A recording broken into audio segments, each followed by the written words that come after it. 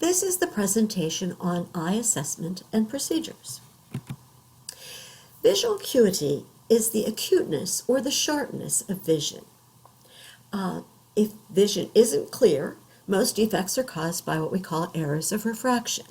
And that means that the light rays should be bent, and the optometric or ophthalmic term is called refracted, so that they focus on the retina. So if the eyeball is the wrong shape, they're going to focus before and too much in front, or don't focus because they actually would focus beyond the retina. And obviously this can be improved with corrective lenses, glasses, contact lenses, or laser surgery. The most common errors of refraction are listed here. Myopia, where the eyeball is too long from front to back, so the rays focus in front of the retina, not on the retina. And this is problems with distance vision. On the other hand, hyperopia, the eyeball is too short. So actually the rays never focus, because if they would focus beyond, but they can't go beyond, so they don't do it. So there's a problem with near vision. On the other hand, presbyopia is a problem with the elasticity of the lens. And generally this begins around age 40 for everyone, and it creates problems with near vision. So in the medical office, we will screen for visual acuity. And then obviously if there are problems, we refer them to an ophthalmologist or optometrist. The assessment of distance vision is very simply done by using a Snellen chart. That's the big chart with, here again, there's letters of decreasing size. People would read the lines. Or there's a chart with the letter E of, here again, decreasing sizes, and then they're arranged in different directions, so they have to say which way they're going. Or sometimes, if we're non-readers, there's also one with pictures, and then the pictures here, again, are of smaller sizes, and the person will need to recognize each one. If you're going to do a Snellen chart test, and here again, this is a screening test, obviously the room should be well lit, and there should be distraction-free so that the patient can focus on what they're doing. The patient will stand 20 feet from the chart, and there's rows of letters. I mean, the first one generally is that large E, and they get smaller.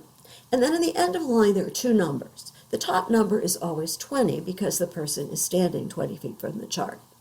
And then the second number represents the distance that these letters should be seen if a person has normal vision. So 20/20, at 20 feet, they're seeing what they should. If you go to a little bit larger, 20/30, the person is seeing at 20 feet what they should, a normal person with normal vision would see at 30 feet. Hence, 20/50, the person obviously is standing at 20 feet, but a normal person should be able to see those letters at 50 feet. So think about that a bit so that you could process and understand it. When we do a screening, we do each eye separately, and it's best to use an eye occluder, a little plastic device that you can use to cover the eyes. You want to make sure that it is clean, so I would certainly clean it with alcohol before and then certainly after each patient. And because you want to cover the eye, but you want to keep both eyes open, because when you close one eye, that creates squinting, and with the other eye, sometimes whether somebody knows they're doing it or not. So the left eye is covered, the right eye is assessed, then the right eye is covered, the left eye is assessed, and then we do both eyes. And here again, we denote what is the last line they could read. And here again, sometimes they can miss one, and that's considered acceptable. Sometimes they have to read the line perfectly. But the last line that they read, that is the visual acuity of that eye or of both eyes. And like I said, it's got the 20 on top and whatever the number is on the bottom. So these are denoted left eye, right eye, both eyes on the chart. And then we will denote whether a person's wearing corrective lenses. Obviously, if they've got glasses on, they do. And if they don't, you can ask them if they wear contacts. And you might, if the vision isn't 20/20, you might say, do you have glasses? Because sometimes they do, and they've lost them or forgotten them. And here again, then the doc can decide, because he's or she is the one that usually decides to, discuss this with the patient.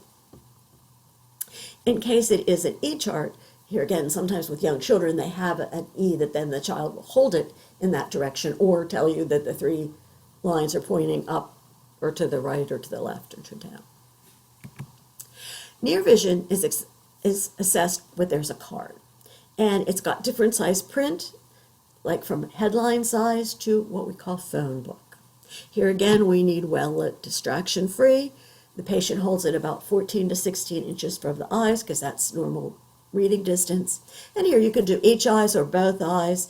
You can use an eye occluder.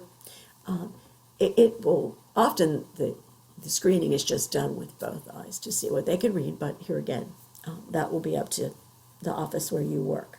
And then the smallest type that the patient can read comfortably is what's assessed.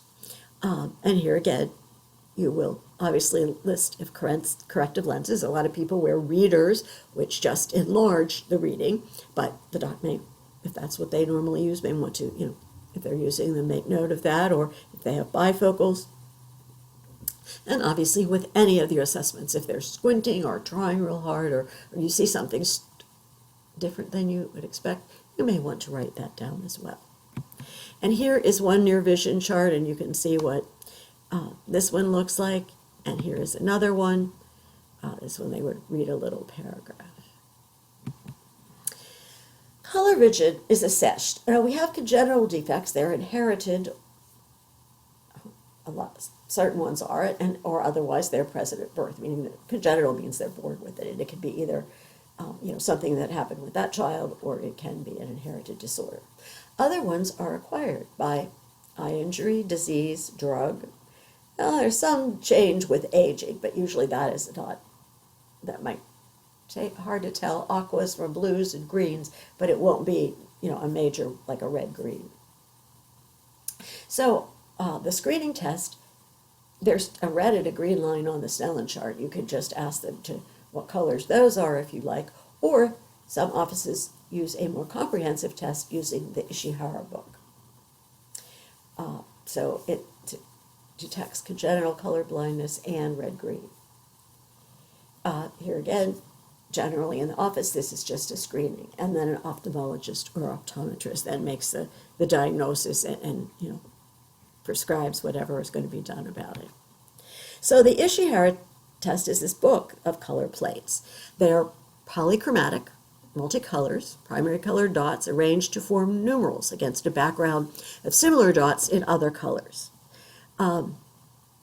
So they will either recognize numbers, or for non-readers, there is one that they will trace a line. And obviously, we don't want to touch these books because it changes the color. So they would trace it with a clean swab or perhaps an eraser of a pencil. Normal color vision, generally, the first 10 plates, they need to read 10 of the first 11 plates. They can make some errors. And here again, there's some different points in there. Basically, we're going to do this, but you'll just assess what the person can't see or can't see. And then plates 12, 13, and 14 are for special red-green color deficiencies. Here again, we want natural light. We want to hold them about 30 inches away, and then we'll ask them what numbers they see or don't see, and then they will also have the plate that you can follow the line. There are 2 eye procedures. Eye irrigation is washing the eye with a flowing solution. And generally that's used to cleanse the eye. Did somebody get chemicals, foreign particles, or is there an ocular discharge? It can also be used to relieve inflammation. Sometimes a warm solution will help that out, and sometimes to apply an antiseptic solution. The second one is the eye installation. That's where you're adding liquid into the lower conjunctival sac, and that's often used to add medication. Certainly the biggest one is medication for pink eye. Here again, it can be used to soothe irritation. And in the optometrist or ophthalmologist office, they may be put in to dilate the pupil or anesthetize the eye. They can be liquid, drops, or ointment. Right, and that concludes the eye procedures.